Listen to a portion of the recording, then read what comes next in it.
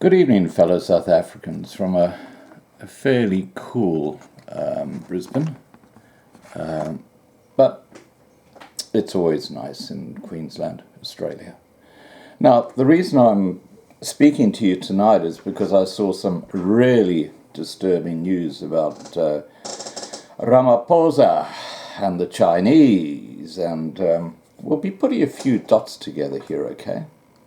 Now, the first thing I'd like to say to you is that the Chinese are trying to get into South Africa's pants. That's quite clear. And the reason they want to is because South Africa controls that southern ocean between the Indian and the Atlantic. And it's a key strategic objective of theirs to have a huge role in the future in South Africa. Now,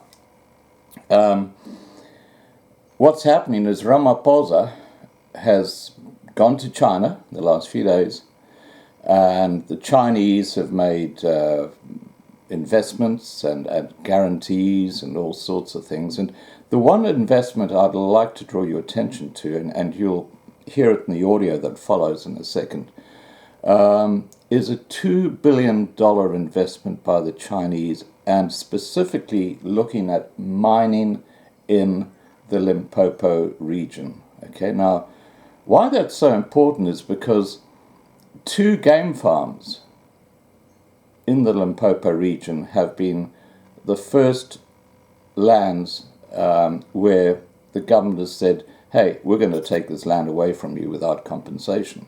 Now, the guys who own those game farms say that there's a huge amount of minerals on these game farms. So you can see when you join the dots where this is going.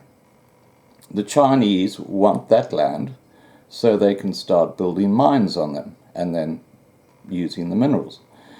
And without any surprise at all, President Xi, the president of the Chinese, has said they welcome, yes, they welcome the land reform without compensation that Ramaphosa is bringing in. And why is that a surprise? Okay, here's the audio. I'll let it play. It goes for about 5 minutes. I did say a little earlier on that our EWN reporter Clement Maniatela is in China accompanying the president there. And of course, the big story to emerge from the weekend is the support that's been given by the Chinese president for South Africa's land reform program, in stark contrast to what Donald Trump has been tweeting, as you well know. Clement Maniatela joins us now on the line for our political desk conversation. Clement, good morning to you.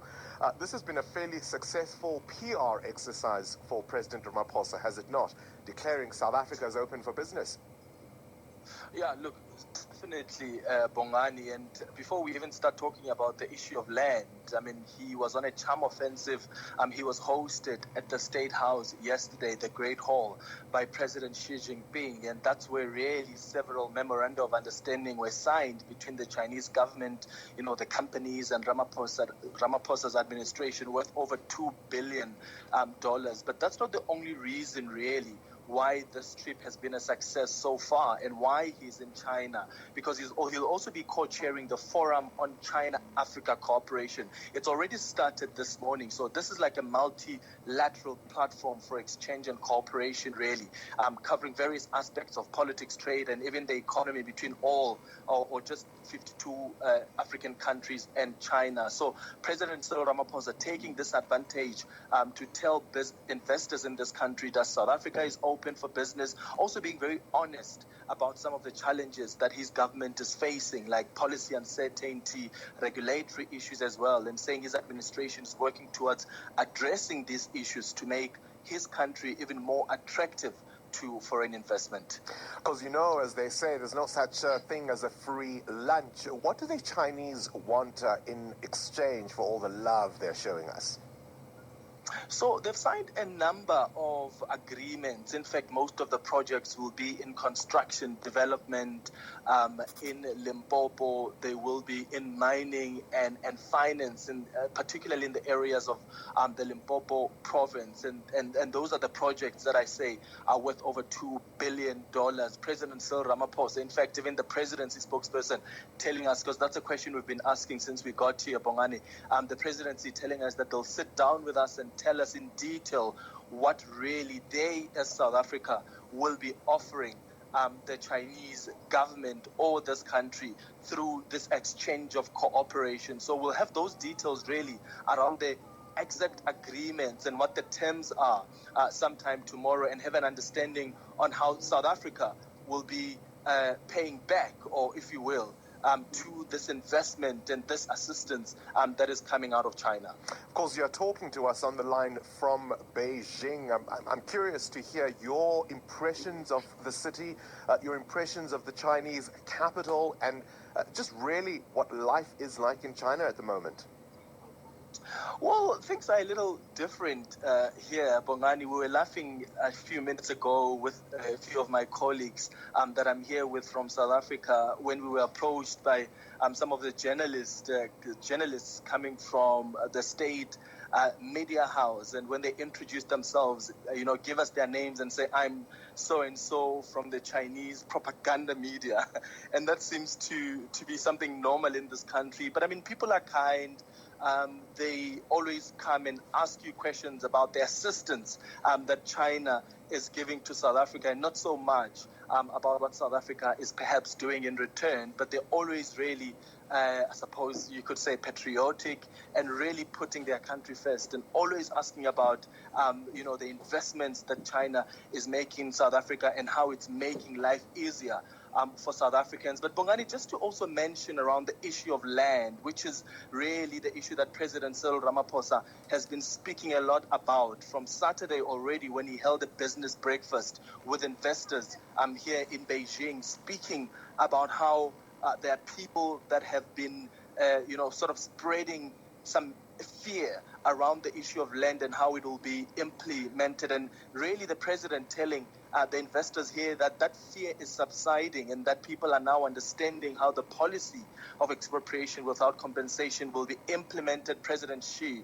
has already welcomed this and says he's backing Ramaphosa on this. So he's really taken a lot of time to try and clarify the issue of land reform, around the land reform policy, and how South Africa will be approaching it when it comes to implementation. All right, we'll have to leave it there. Our Clement Manyatela on the line from Beijing. Clement, okay. Restaurants in Beijing. You can get an idea of what the hell is going on in China and South Africa.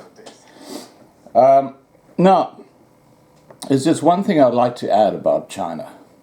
Once they've got their claws into you, they don't let go, okay? So this money they're giving South Africa will be involved in strategic areas like roads, electricity, railways, the sort of infrastructure that will see South Africa develop. But it'll become very Chinese. There'll be tens of thousands of Chinese who will come to South Africa as part of the deal. And what they will do is they will basically just leech off South Africa. And I think the blacks are going to be in a worse position than they were in the apartheid days once the Chinese really take over that country. But that's just my opinion. And I could be wrong, but I don't think I am. Alrighty, I'll leave you with it.